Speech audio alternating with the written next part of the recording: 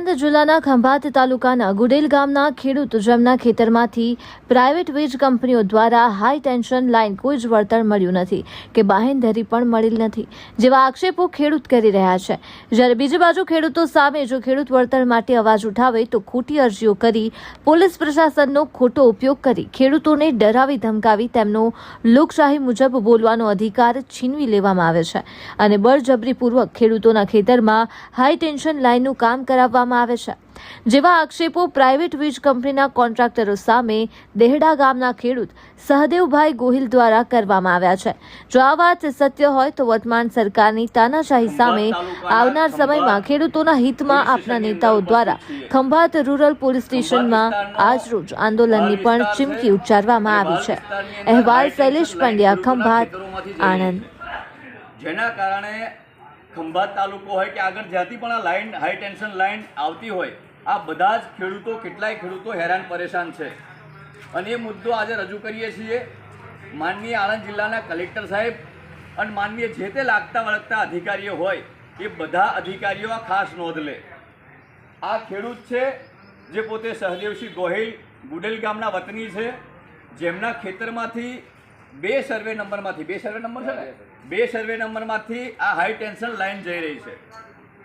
માનનીય કલેક્ટર સાહેબે હુકમ પણ આપ્યો છે જે લોકશાહી ડબે જે કલમ છે એ કલમનો ઉપયોગ કરી અને જે પણ એમને હુકમ આપ્યો છે અને એમાં સ્પષ્ટપણે એવું છે કે તમે ખેડૂતોને મહત્તમપણે નુકસાન થાય, વધારે નુકસાન ના થાય, ખેડૂતોને વધારે નુકસાન ના થાય એ મુજબ ત્યાં કામ કરવાનું છે।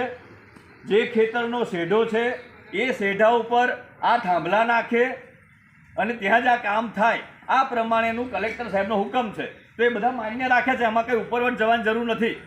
પરંતુ એ હુકમની અંદર એ કલમની અંદર એવી કોઈ જોગવાઈ લખેલી નથી કે ખેડૂતના ખેતરની અંદર જે નુકસાન થાય એ કામ કરતાં પહેલાં વળતર આપ્યા સિવાય કામ કરે એવી કોઈ જોગવાઈ લખેલી છે નહીં।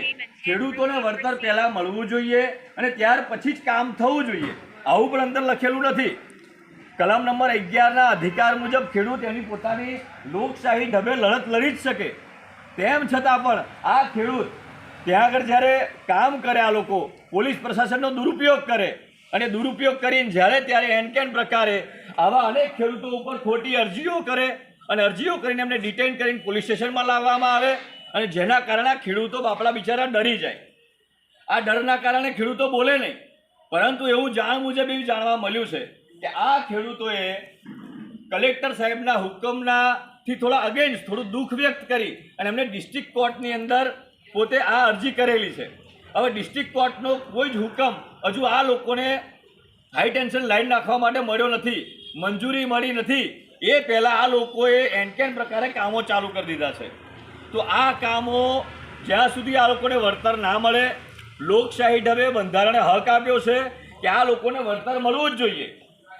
જે સરકારી જંત્રી છે એ જંત્રી બધે અલગ અલગ હોઈ શકે તો એ જંત્રી મુજબ જે તે ધારાધોરણ મુજબ જે વળતર મળે એ ચોક્કસપણે વળતર જાહેર કરે અને વળતર જાહેર કરવાની પણ કોઈ નોટિસ નથી મળી, કામ કરવાની પણ કોઈ નોટિસ નથી મળી અને આ લોકોને બહારથી આવેલા લોકો ખોટી રીતે અરજીઓ કરીને ધમકાવે છે, ડરાવે છે અને જેના કારણે આજ રોજ ખંભાતના આ રૂરલ પોલીસ સ્ટેશનની અંદર અમે ઉપસ્થિત થયા છીએ। આવનારા સમયમાં જો આની આ પરિસ્થિતિ ઊભી રહી તો ચોક્કસપણે આ બાપડો બિચારો ખેડૂત ખેતીવાડીમાંથી ખૂબ મોટું નુકસાન થવાનું છે। અહીંયા ધાન્ય વર્ગના પાકો થાય છે, ડાંગર થાય, ઘઉં થાય, ચણા પાકે, ખેડૂત બિચારો 12 મહિનામાં ઘણીવાર નુકસાનો વેઠે અને આવી જ્યારે કંપનીઓ આવે, આ જે કંપની છે એ પ્રાઇવેટ લિમિટેડ કંપની છે। આ પ્રાઇવેટ લિમિટેડ કંપનીની અંદર સરકારનો હિસ્સો ચોક્કસ હોઈ શકે પરંતુ આ કંપની એ સરકારી કંપની નથી।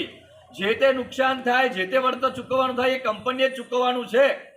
તો સરકારે આની અંદર કઈ રીતે દાખલ થઈ અને આવા ખેડૂતોને હેરાન કરે છે મારે જણાવવું છે। માનનીય કલેક્ટર સાહેબને પણ જણાવવું છે કે જો ખેડૂતોને વધારેમાં વધારે વળતર મળે તો તમારું કંઈ બગડી નથી જવાનું, તમારે ભલામણ જ કરવી છે। તો આવા કયા સરકારી અધિકારીઓ, કયા સરકારી નેતાઓ કે કયા મોટા ભ્રષ્ટ અધિકારીઓમાં સપડાયેલા છે કે આવા ખેડૂતોને હેરાન કરે છે અને જેના કારણે અમારી સંપૂર્ણ ટીમ માનનીય જિલ્લા પ્રમુખ વિજયભાઈ બારૈયા આ બધાએ આજે ઉપસ્થિત થયા છે। આ ખંભાત તાલુકો હોય કે આજુબાજુમાં જેટલા પણ ગામડાના ખેડૂતોને હજી હેરાન પરેશાન કરે છે. એમના સમર્થનમાં અમે લોકો આવનારા સમયમાં ઉતરવાના છીએ. જો આવનારા સમયમાં ખૂબ મોટું આંદોલન ઊભું થાય તો એના જવાબદાર તમે હશો. હજી જાણ કરીએ છીએ કે અમને કામ કરે એમાં અમને કોઈ વાંધો નથી, પરંતુ વળતર જાહેર કરે. જે લોકોને વળતરો મળી ગયા છે એ લોકો બોલવા તૈયાર નથી, પરંતુ જે લોકોને વળતર નથી મળ્યા એવા ખેડૂતોને ચોક્કસપણે એક આભાસ થાય કે કદાચ આ કામ કરે અને કામ કર્યા પછી અમને લોકોને વળતર ના મળે તો, બરાબર કે નહીં? કદાચ કામ પૂરું થઈ જાય અને વળતર ના મળે, આવો આભાસ તો દરેક નાના ખેડૂતોને થાય જ. આજે કોઈના ઉપર બંદૂક ફોડે ખભા ઉપર મૂકીને તે સહદેવસિંહજી ગોહિલ છે. આજે અમને અવાજ ઉઠાયો, કાલે આ બોલ્યા. જો અમનો અવાજ દબાઈ દેવામાં આવશે તો જેટલા પણ ખેડૂતો લાઈન નખાય છે એ બધાય ખેડૂતો દબાશે. એટલે આજે જાહેર કર્યું છે, કોઈએ દબાવવાની જરૂર નથી. લોકશાહી ઢબે બંધારણ મુજબ અમારી સંપૂર્ણ ટીમ સાથે છીએ.